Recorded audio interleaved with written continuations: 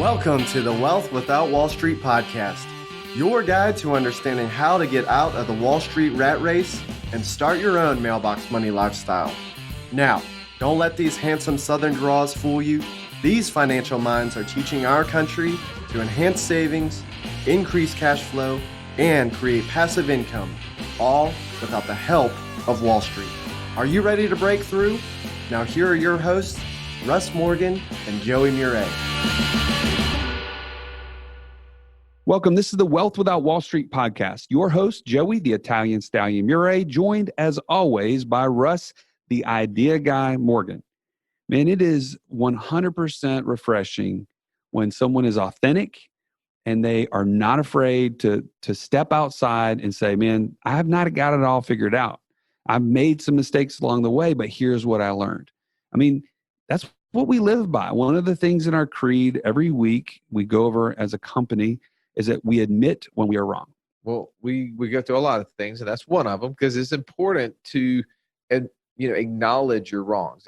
We've probably heard us say this on our podcast that we struggle with the traditional financial and educational system because there's got to be this right or wrong, meaning that I have to study it and memorize things and not make mistakes. But that's not the way people become successful in life. I remember hearing a story, and I don't remember what skier it was. The guy would say, hey, when I was a young kid, I would try to do my best to impress my dad going down the ski slope. And at the end of the day, I'd come to him and say, Dad, I skied the whole day and I didn't fall not one single time. His dad would look at him and said, you must not have tried hard enough.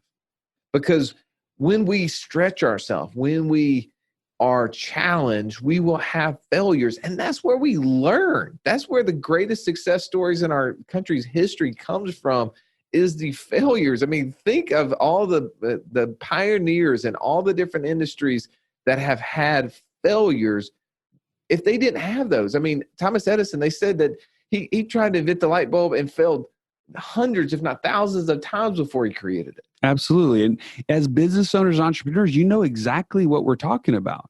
If we're in the process of becoming passive income or passive business owners, we're not going to get there overnight. And we're not going to get there by outsourcing or putting this one process into place that was perfect from day one. You're going to have to learn as you go. Well, and I think as a business owner, you need to do the processes early on to know how to do them right, and then turn around and teach somebody how to do them so that they can work. And the way that you become passive in your business is that you slowly kind of, as the E-Myth, the Michael Gerber book would refer to, is that you continue to fire yourself out of these other positions, but you got to know how to do them. And I think that it was just a great interview today with Jeff Schechter. And he goes by Shecky because Schechter is a hard name for me to say as a redneck. Sometimes I fail in my English, right? But he was kind of saying, hey, I came out of a business where I was actually in sales and marketing. My expertise was being a digital consultant. I had a client who brought me into a whole new business of real estate. I didn't understand it a whole lot, but I went into it. And we've made some mistakes, but at the same time, Joe, they've been very successful. Absolutely. And I think that, he shares with us how taking one skill and being able to transfer it to a whole new industry or a whole new business is possible. And I think there's many of you out there listening right now that have skills that may be transferable to a new business. Maybe you're stuck in a job and you're looking for a way to start a business, but you're like, well, how does what I do right now translate to something that I could own or do? Well, and I think of it too, because we've talked a lot about real estate lately. It's obviously one of our 5 pillars. And in this, sometimes you get to hear like this just warm and fuzzy from the people you're talking to or that we're talking to on this podcast that you're listening to. And it's like, oh man, they're the greatest turnkey provider ever. They're the number one this, or they're the number one that. And what I think Jeff did on this podcast, which was very, like you said, refreshing, is that he said, hey, it's really difficult. And I just thought as a real estate investor, just listening to some of the stories that he kind of let us behind the curtain, if you will, exactly, of what really is going on and how troubling and hard it is for these providers. And it gives us insight as investors to know what maybe to ask the providers we're dealing with. Or I asked the question, hey, what if I wanted to be one of these? What if I want to start my own turnkey?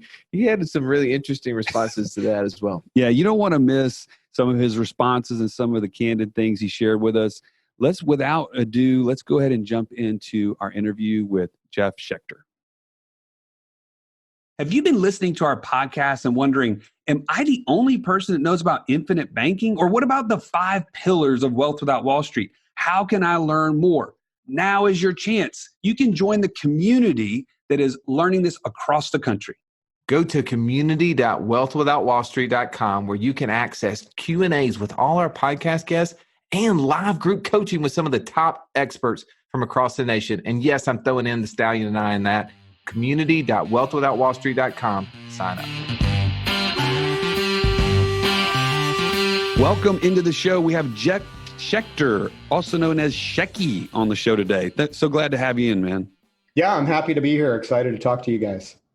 It's not always that we get to interview the partner of another podcast guest that we've had on. We recently had your business partner, Jack Gibson, on, and he told a really interesting story. And now after kind of doing some digging and learning a little bit about it, it makes more sense how he has evolved in this business and is really from your consulting help. So you got into this turnkey business from a different angle. Give us a little background of how you and Jack got connected and kind of the fun stuff back there.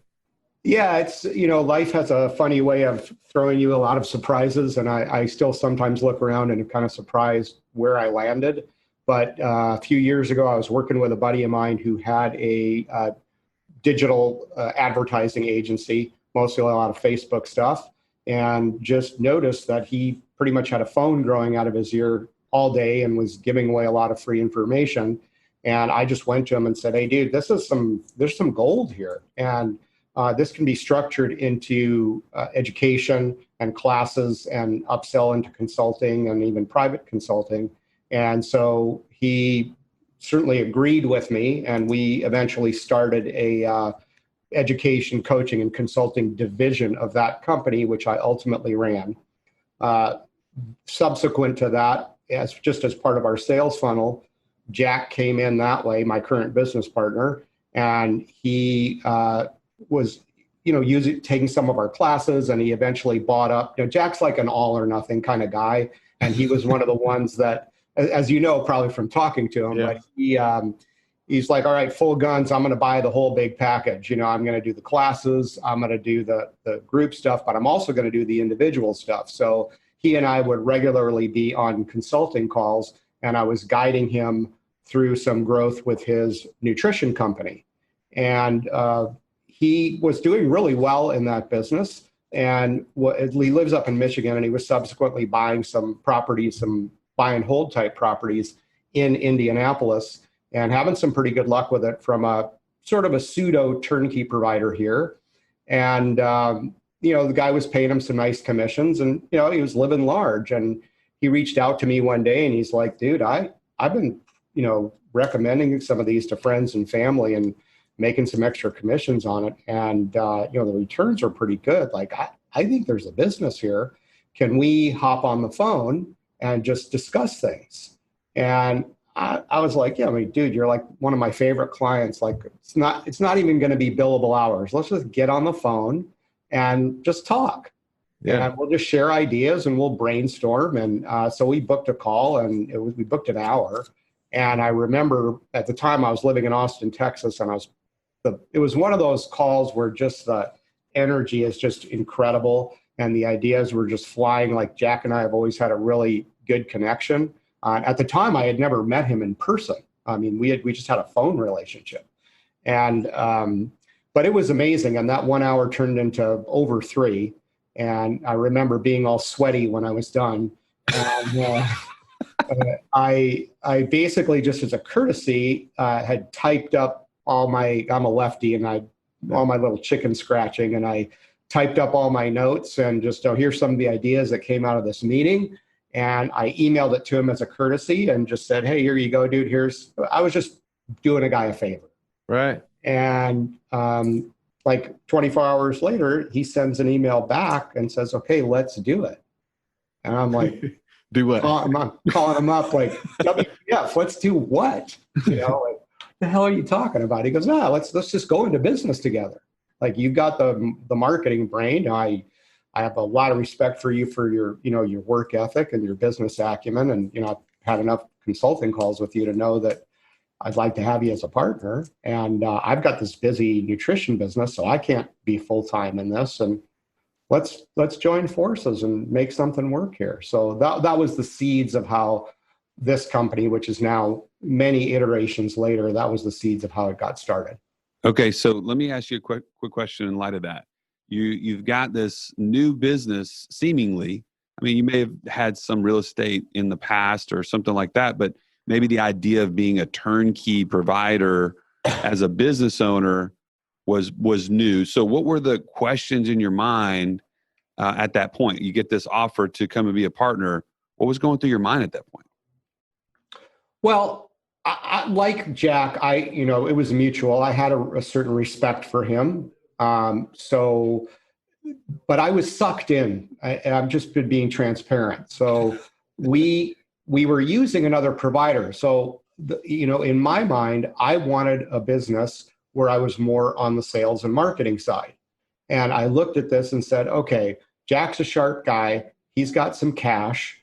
I know sales and marketing, right? And I've got a history. I have an understanding. I'd had a flipping business prior to the last crash in 2008. And that's a complete side story, but I had sworn off real estate. But there was a system in place already in Indianapolis. There was a provider that was, buying properties, rehabbing properties, managing properties. So there was already a turnkey system in place, but they did not have a good sales arm. So we looked at them and said, okay, they've got this whole piece, so we don't have to get involved and do acquisitions or rehabs or all that garbage property management stuff, because that's really difficult. And we could just sell, right? We just build this big national brand. We do a podcast. We do a bunch of SEO. We run some Facebook ads. We talk to investors like, heck, this is going to be super fun. And so I got sucked in. And I flew up to Indianapolis and, met with the supplier and, met Jack and, everything seemed legit. I bought like 3 duplexes in 2 days just to make sure that I could see that they were, for real. I wanted to see and touch and feel. And, I wanted to see that they were performing and all that kind of stuff. And, everything seemed legit. So we just moved forward. All right. So that's 3 years ago. You make that move. You guys, you come up, you start doing the sales and marketing arm. Tell me about how the business has transitioned over the last 3 years.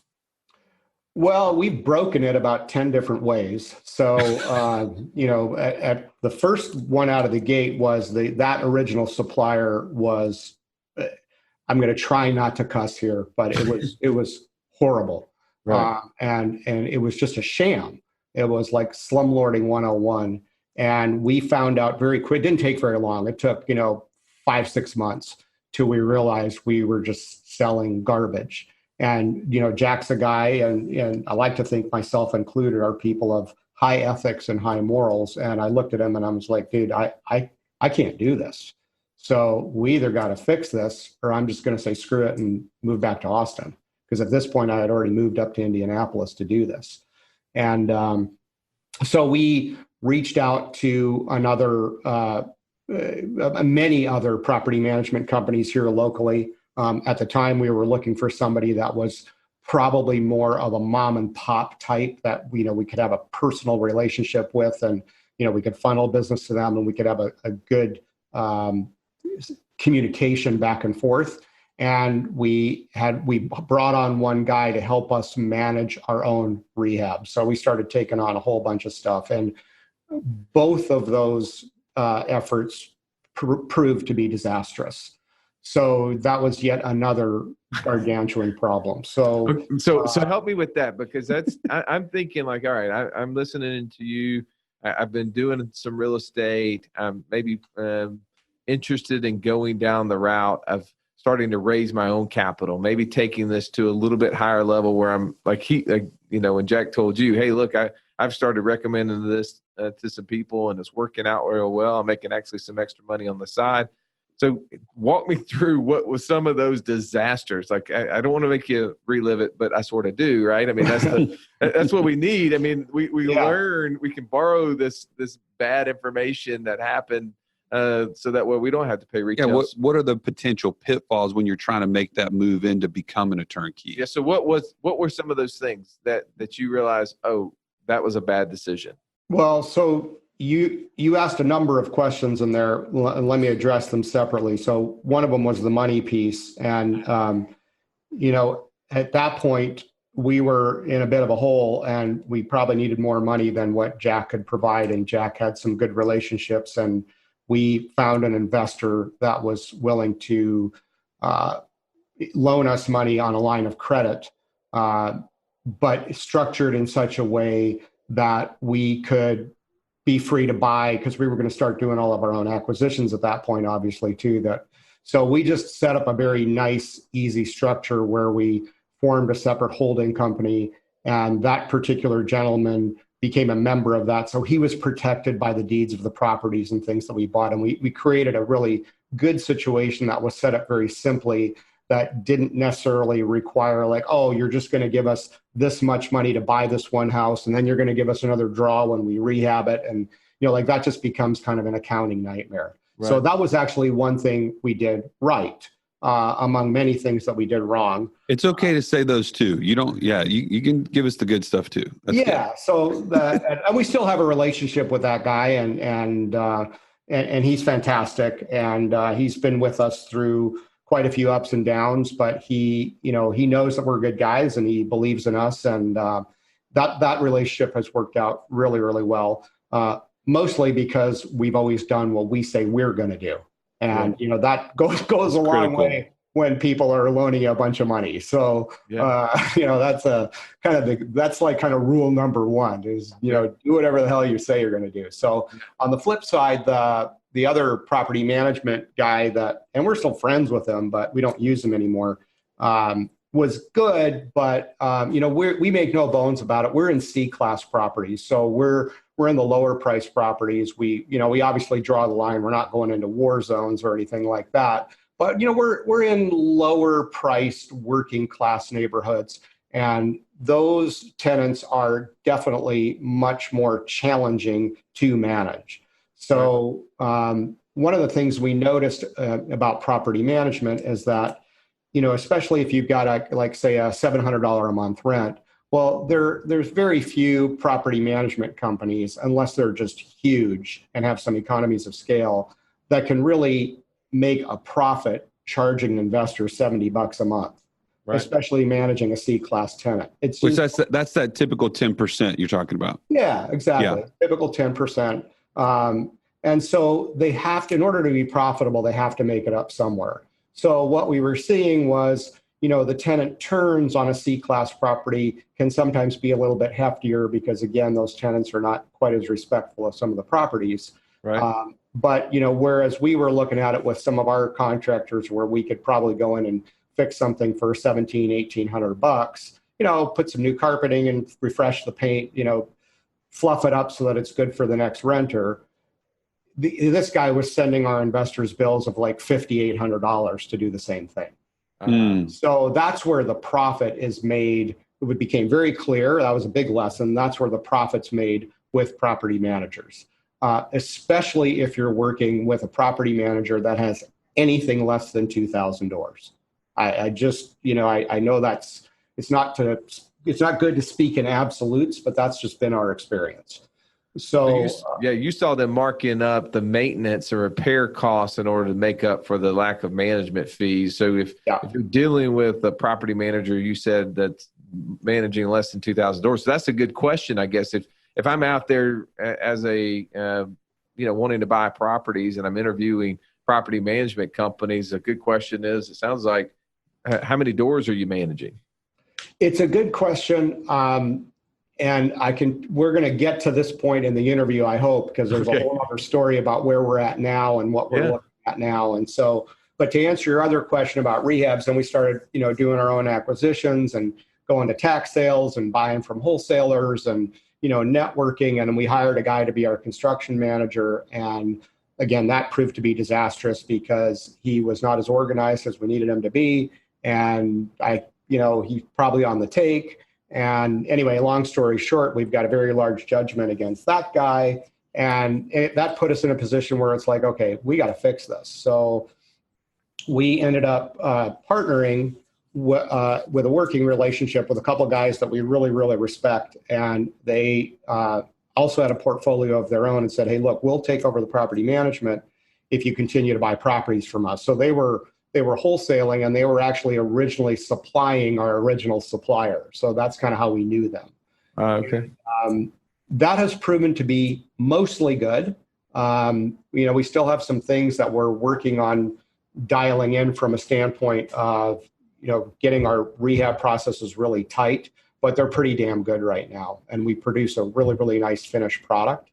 And that's key in really any property class, is just going through every damn system on that house and making sure that everything works and is functional and will work and be functional for a long period of time. And, unfortunately, in our industry, there is not a lot of that going on. There's too many corners being cut, and that affects everything because it speaks to, the quality of the tenant that you're going to get and the experience that the tenant has once they move in. Can you point out for me, Shecky, when you say corners are being cut, and that seems to be an issue in the marketplace, can you give me some specific corners that you see being cut? Yeah, there's many of them.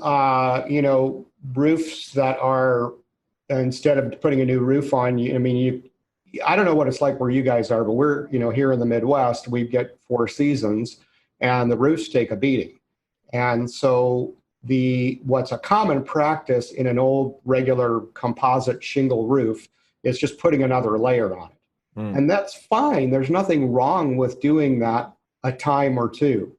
But we see situations where now, you're, rather than stripping everything off and putting on new sheeting and doing all that, you've already got 5 layers on the roof. And so they're just paying some guy to add a 6th.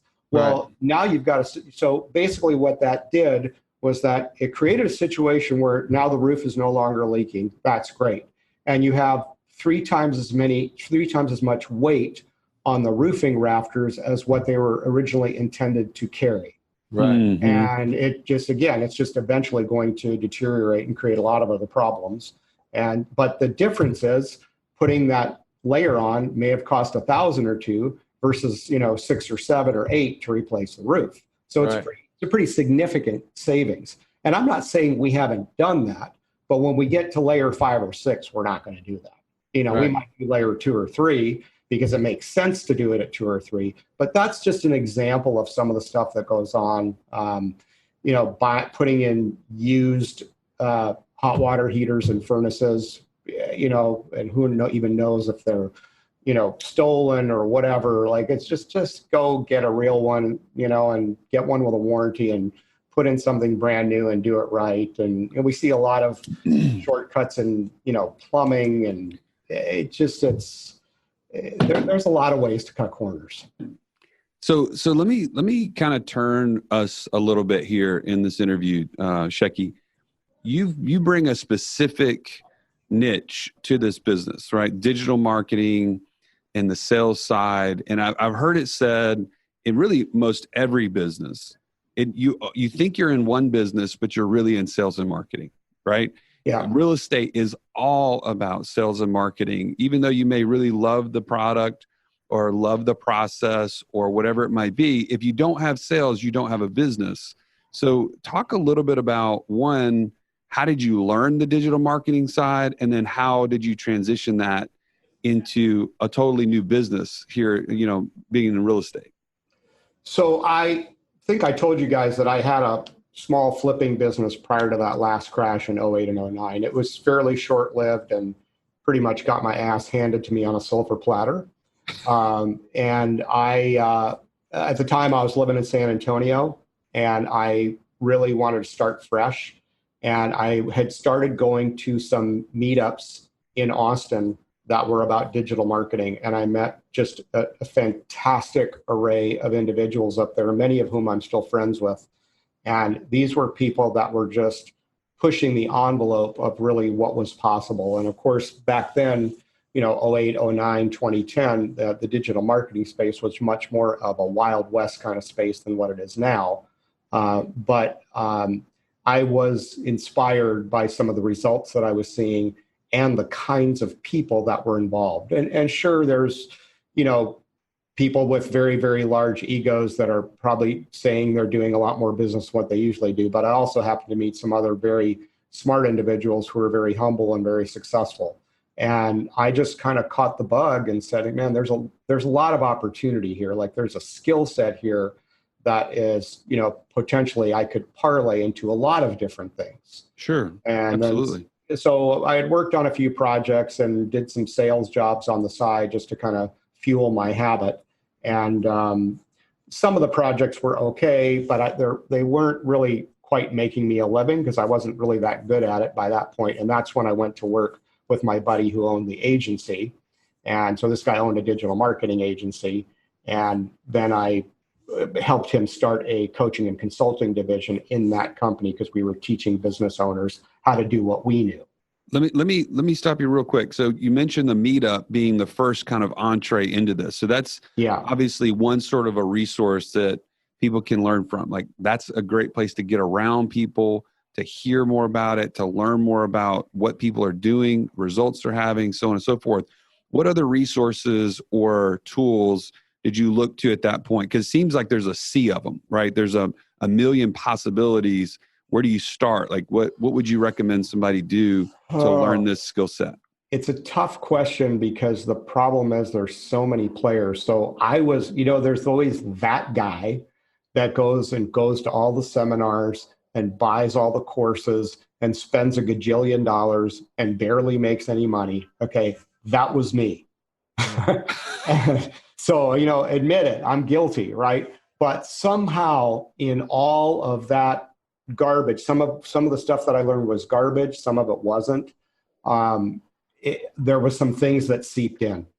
And of course, once I started moving into a consulting role, I had the ability to see other businesses and how the effect of what we were doing was happening amongst a number of other niches. And that was really huge for me. In addition to that, when I was working on the consulting side, a guy who's now one of my best friends in the whole world, brilliant guy, used to work on Wall Street. He came in to run the agency side and handle all the metrics of the agency. So we were working lateral to each other, became very, very good friends. And even though I nowhere near the level of expertise that he has, nor do I want to be, there was much that I learned even just by osmosis from hanging around people. So, you bring up a good point about networking and going to meetups, and like, you never know who you might meet. And, the people that you are around and the people that you hang out with and their skill sets. And honestly, even though I didn't necessarily learn as much as I would have liked to in many of those seminars that I attended, the Rolodex that I have from those days is freaking awesome.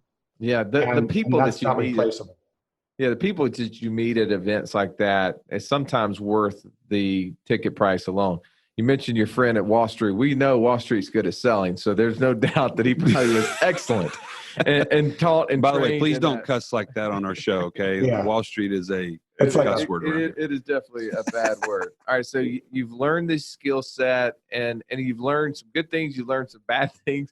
You've seen how it has applied with different businesses as you're in the consulting world. Now you've taken it into the real estate space. Tell us about kind of how you've seen digital marketing and marketing in general help you guys as you started building out this turnkey business. Well, first of the comment I want to make is that it's changed. So I think I alluded to the Wild West world of 08, 09, 10, 11. But as social media started becoming everywhere, it seems to me that the days of hype are nearing the end, thank God, because now we are moving into the age of transparency. And I felt, because I worked with a guy that was also the dude, right? He was the sort of the face of that digital marketing company. And he's online considered, let's just say, a guru in that space. Sure. And so I had the benefit of seeing all the smoke and mirrors that happens behind the guru business. And the guy's great and he knows his stuff, don't get me wrong, but it's just, there's a lot of smoke and mirrors. And it's great because it creates authority and all that other kind of stuff. But when we started our marketing, I said to Jack, I have no interest in being a guru. I have no interest in any of it. I have no interest in selling any kind of educational products with upsells, even though I know that works and even though I know that makes money, right? If we're here to serve investors, then damn it, let's serve investors. So how do we serve investors? We serve them essentially with transparency of our processes. Here's exactly what we do. Here's the good and here's the bad. We tell them the bad. And the irony in all of this is that the more bad we tell them, the more they buy from us. Yeah, it's like what's the Steve Carell, Marissa Tomei movie that out there. The more he told her, honest feedback, the more turned on she was, right? Yeah, exactly. So we just do that. We put all of our stuff out there. There are very few people in our space that do what we call a cash flow sheet. We call it a CFO, cash flow opportunity. But we basically put all the expenses on there. We just say, this is what the insurance is going to cost. This is what the anticipated vacancy rate is going to be. This is your taxes. We've already researched them for you.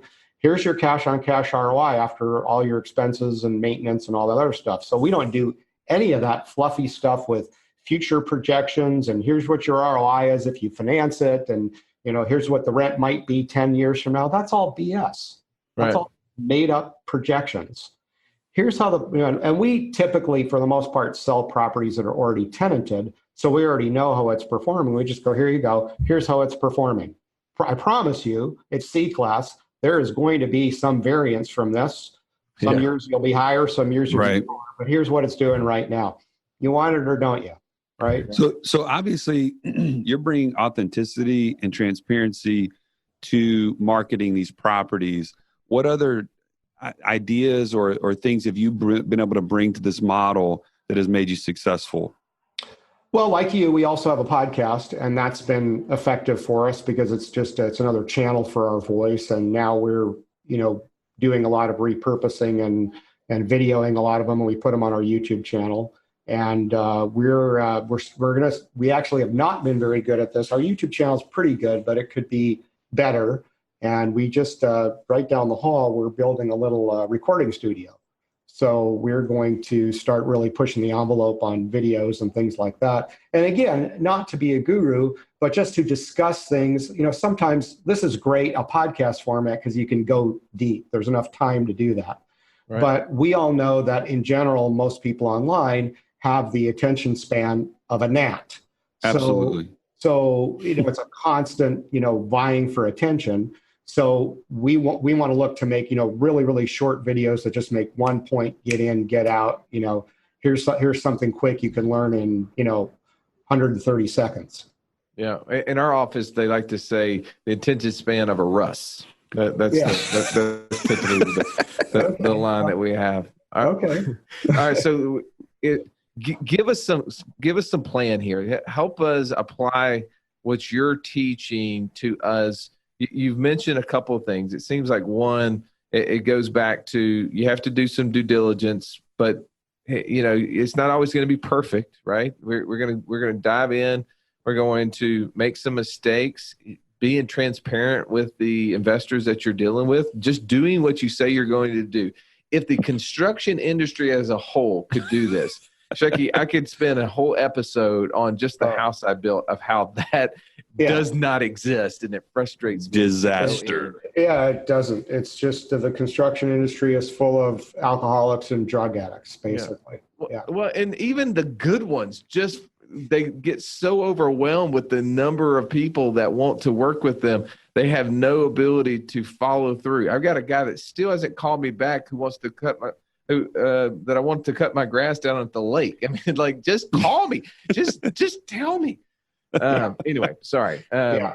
I'll pull back out of this. So, kind of a plan. You're talking to a friend who says, "Shecky, I want to do the exact same thing that you and Jack have done." You're going to give him the 3-step plan to success, knowing what you know now after being in this industry for 3 years. What would be your 3 steps, you think? Well, the first thing I would say is go to a shrink because you're out of your mind. Right? So that would be step one. So there's only one step. If you make it past the shrink and you still want to do this and you still think you have your sanity, then it's really all about systems. So there's really only 2 things left to be able to have a successful operation. I'm not talking about marketing now because we've already talked about that. Yeah. But to be a good provider, you got to produce a good property and you got to have fantastic management. So in that regard, to combat the issues that aforementioned with contractors and things like that, what we're doing now in our rehab process is we are moving to a situation where we warehouse all the major items that we go through on a regular basis. And we have some in-house people, but we also still work with plenty of outside contractor teams. But we are developing a fixed price list for everything. We pay you $75 to install a vanity. You check it out of our warehouse. I mean, we pay, $1 a square foot, whatever it is, to install vinyl tile, whatever it is. We're moving towards a fixed price list model for all rehabs. And, you're laying in new plumbing, we pay this much per linear foot. It's really, really straightforward. And so I would say, number one, that you have to have that tight. Otherwise, you are going to bleed a lot of money. Right. And then we go to we have some contractors that are fairly loyal to us, and we run this by them, and they've both been like, yeah, we're all over it. Because for them, look at what you just said. They cannot manage their client base. Right. There's just too many balls to juggle when they're trying to work on properties. And so we go to them and say, look, you're going to know exactly what you're going to make on every deal without ever having to give us an estimate, because it's already understood. Yeah. And number 2, you're going to be busy 5 days a week. You're never going to have to look for anything. So that would be one piece. The other piece is property management, and that's an area where we are still struggling. So I think I alluded to the fact that we have, in my mind, I don't feel like a property management company can put all the systems in place to manage correctly until they are of some decent size. And we are not there yet. So we have our own property management company. We took it away from that other guy a couple of years ago and thought, okay, screw it. We can do it better ourselves. And so when we partnered with these guys, that has not proven to be the case. I mean, we will still always make good with our investors, but there's a lot of crap that goes on behind the scenes to make that happen. So currently I am testing a very, very large, yet unnamed property management company that we have formed a strategic alliance with, that has some just unbelievable systems in place and incredible, technology, and they've written their own software and, just this great interface for investors and things like that.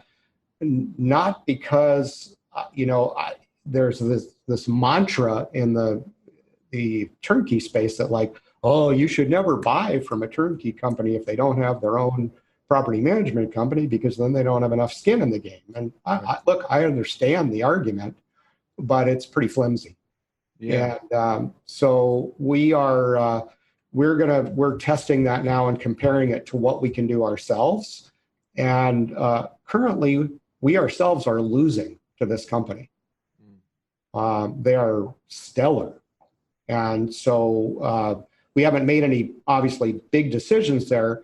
But I'm just saying, for us, it's just, if you know the old term Kaizen and constant improvement of processes, we are always looking for ways to do what we do better. And we're always looking for ways that how we can better serve that investor. And if you just to dial back around to the beginning of the interview, in my mind, I wasn't really getting into the turnkey space. I was getting into the sales and marketing space. So even in a long about ironic way, I'm still looking for a way to free myself and to be in a situation where I can, just do the podcasts and the copywriting and the fun stuff that I love and get out of all this systems BS. But until then, I've got to build the systems so that I can free myself. So, so that's why we're looking at all this different stuff and changing things to create this. So that would be the advice that I give people that want to be in this space, is to just say, you're going to have your stuff straight.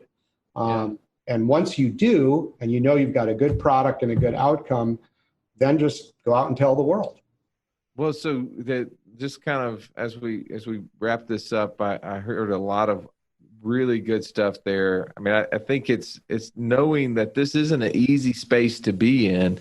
And if you're going to do it and do it right, you're going to take some bumps and bruises along the way. You're going to learn some amazing lessons. So as you look at this, and you said kind of your ultimate objective is where you're out of the systems and processes. You're more just in the kind of business owner seat, directing and being the person like pulling the strings, if you will. So the exit strategy for you and Jack, as you look at this business, is this something that you're going to do for the next 30 years? Or is this something that you look at, hey, I want to build this up. I want to get it to a certain level. And then I turn around, I sell it to one of those big, huge Wall Street hedge funds. And I'm sipping Mai Tais, down on the coast somewhere. You use that word again. So I don't know. Yeah, come on. I was told not to use those words. But then you went and used it. But no, I don't know about 30 years. I don't necessarily look at things that long term. I know that I am not a young man. I feel young, but I'm not young. And I look at this to a certain extent as eventually, although it's super labor intensive, the irony is I look at this as somewhat of my retirement business. Okay. So I like it. I like real estate. It's fun to go see a property transform. It's fantastic talking to investors. I love marketing. I don't love all the other garbage, but I've gotten very, very good at it, only because by nature I'm very anal retentive. So I want everything to be perfect. So I'm the right guy to be the CEO. Right. So I look at it as a situation that, any business owner, whether you're in the turnkey space or anything like that, in order for you to have a life that you love and a business that you love, you're going to have to get to a point where you're working on your business, not in your business. And so that's really my next, or it's always been my goal. But yeah, I kind of want to be the dude, hang out, do a few podcasts, show up, talk to the odd well-heeled investor, show up once a week, look at some of the reports, and then just have, really fantastic team members in place that run the PM and that run the rehabs. And, right now I'm not quite out of the weeds yet, but, we're definitely working in that direction and we're growing. And so the more revenue that we have, the more we can leverage that cash. The bigger picture for me is that, like you guys, I'm a real estate investor at the end of the day. So, Jack and I want to go and buy up more and more properties with the profits that we make from our own property company. It seems weird, but, why not? We have access to properties, so we know how to rehab them well. We know how to manage them well. So we're starting to, tuck a few aside here and there. They're not really any different than what we sell to our investors, but we're quietly on the side building a portfolio there because, like everybody else, we want passive income. And, right now our business model is not exactly passive income. Right. So any business owner should be looking to do that. Take some of your profits and put them aside. Well, and at the end of the day, Jeff, or I should call you Shecky. I'm just going to continue to call you Shecky. Whatever makes you happy. You're pointing out what everybody is listening to the show is looking for. It's passive income. And ultimately, the best way to do that is through your own business. So, but you have to go through the growing pains, like you've mentioned in this interview, the failures, the steps to get to that point of building the systems that will create the freedom on the back end. And so it's great to hear you just walk through that thing. Some of those things are painful to go back through, but ultimately that's what we're all headed towards. And so I'm just very grateful that you're willing to get on today, share these things with us, and to give people kind of more of a real view of what that takes to get there. Now that's what our community is really about at Wealth Without Wall Street. If you haven't already joined, it's community.wealthwithoutwallstreet.com. Go there. This is where we're becoming the hub for this sort of information. Obviously, the podcast is great. You're learning through the podcast and you're hearing these things. But if you're not in a community of like-minded people all going after the same goal, you're missing a component. Well, I think too, just think about having somebody like Schechter in a community that is going through these issues and having the ability to say, hey, by the way, when you did this, what were some of those pains that maybe I can avoid? And then whenever Schecter's able to share his advice and ask questions of his own, I mean, you started talking about different things, and I thought of, oh, well, you go out and get a big turnkey a big management company. One lesson I've learned personally in my investment world is that the big, huge group sometimes they require different levels of bonding, for some of these guys who come in and the little mom and pops that you could use to come in and do the painting and the cleanup and stuff like that. Well, some of these big, huge management companies, because they're so large, they'll require people to have, a certain amount of insurance. Well, these little mom and pops can't afford those type of policies. So, and you end up hiring bigger companies to do that. Well, then, our a couple $100 turnover fee just went to $1,000 or $1,250. So I've learned that experience. And to me, a community of people talking about the things that are issues that they're dealing with, we start learning together. And that's right. Community is an awesome thing. And we hope that you'll be a part of our community. We had your business partner, Jack, in there yesterday sharing some things, Schechter. So thank you again for, like you said, just being transparent, being honest, doing what you say you're going to do. And in the world of construction and real estate, that's not always the case. I applaud your effort. I'm so thankful that we could have gotten connected with you. And if people want to reach out to you and get connected to what you guys are doing, what are the ways that they can do that? Probably just easiest through our website. It's High Return Real Estate. It's just like it sounds and just like how it's spelled. But there's contact forms there. And, if you want to get to me directly, just put something in the notes that say, fine, and I'll reach out to you. And, but yeah, I'm very super appreciative. This has been a great conversation. I love what you guys are up to. I'm all about community. I wanted to read you one thing just in closing, because we had talked about this. Yeah, sure. Just learning and, figuring things out and making mistakes. And, I feel like everybody should have a community, and everybody that's a real solid entrepreneur should have some sort of coach in their life. Yep. And I'm reading my notes from my last conversation with my coach.